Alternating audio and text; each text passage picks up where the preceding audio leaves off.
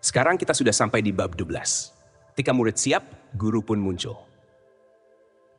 Selain karena tugas kuliah, membaca buku tak pernah memainkan peran utama dalam hidup saya. Tapi sama seperti Three Pillars of Zen yang muncul tepat ketika saya siap untuk membacanya.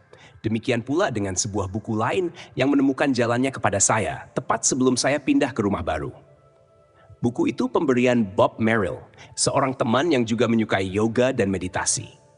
Suatu hari, ketika saya masih tinggal di dalam van, Bob memberi saya buku berjudul Autobiography of a Yogi, karya Paramahansa Yogananda, seorang guru dari India.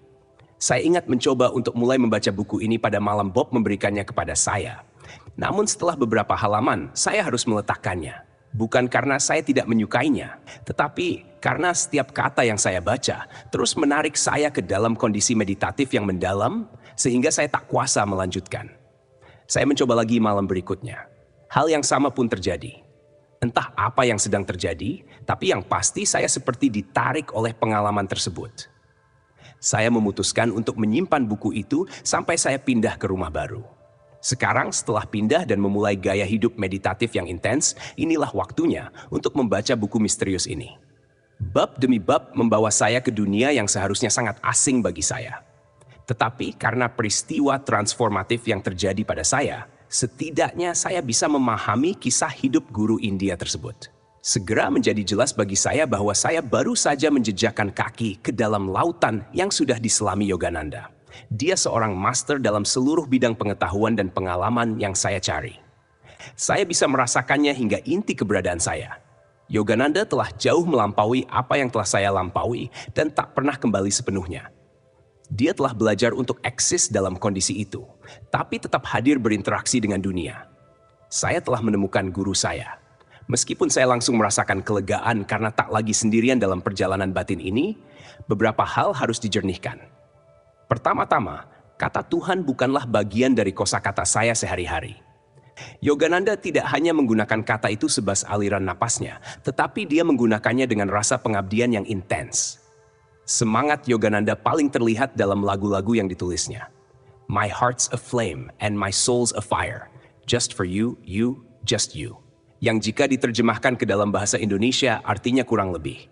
Jantungku menyala dan jiwaku berkobar. Hanya untuk engkau, engkau, hanya engkau. Menariknya, saya bisa merasakannya.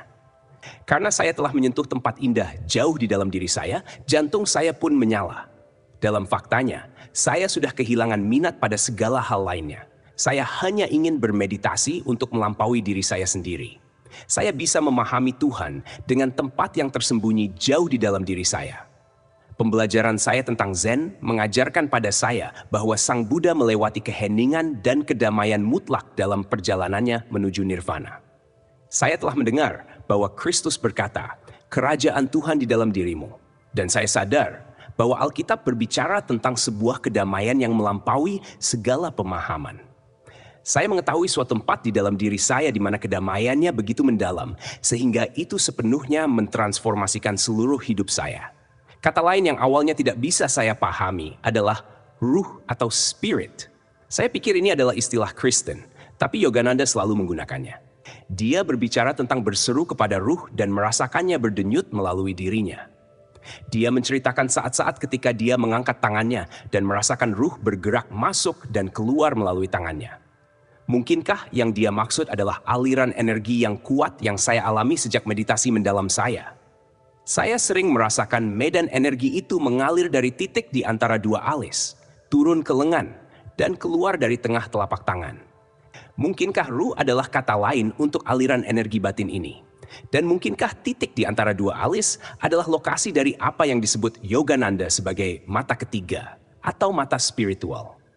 Seiring waktu, saya mulai menyadari bahwa saya secara pribadi mampu terhubung dengan ajaran-ajaran Yogananda. Autobiography of a Yogi mengubah pandangan saya tentang segala hal yang telah terjadi pada diri saya. Seusai membaca buku itu, Tuhan tak lagi sekadar sebuah kata bagi saya. Ia merepresentasikan kemana saya ingin pergi. Saya memulai perjalanan ini dengan ingin mengetahui siapakah saya yang mengamati suara mental saya. Saya sekarang menyadari bahwa para orang suci dan guru agung dari semua tradisi religius telah melampaui diri personal mereka untuk menemukan diri spiritual mereka. Yogananda menyebutnya realisasi diri, self-realization. Sungguh istilah yang sempurna untuk semua hal yang saya alami pada saat itu. Saya ingin menyadari sifat dari keberadaan yang menyaksikan diri sejati saya.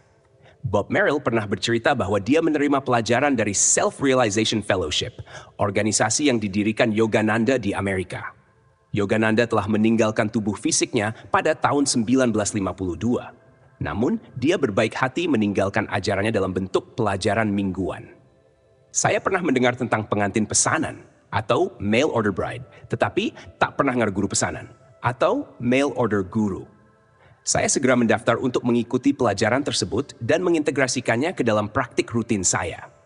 Saya ingat bahwa sekitar waktu itu saya memutuskan untuk membaca Alkitab. Saya belum pernah membaca Perjanjian Baru sebelumnya. Saya merasa kitab itu sangat menginspirasi, dan sebagian besar ajarannya selaras dengan apa yang saya alami dalam meditasi. Misalnya, ada catatan bahwa Anda harus mati untuk dilahirkan kembali. Itulah tepatnya yang selama ini saya coba lakukan, mati dari diri personal untuk terlahir kembali ke dalam diri spiritual. Saya memasang gambar Kristus dan Yogananda di altar tempat saya bermeditasi. Keberadaan-keberadaan agung itu telah menempuh jalan ini sebelum saya. Saya ingin belajar dari mereka. Saya baru saja mulai menyadari bahwa saya tidak bisa menempuh jalan ini sendirian. Saya butuh bantuan.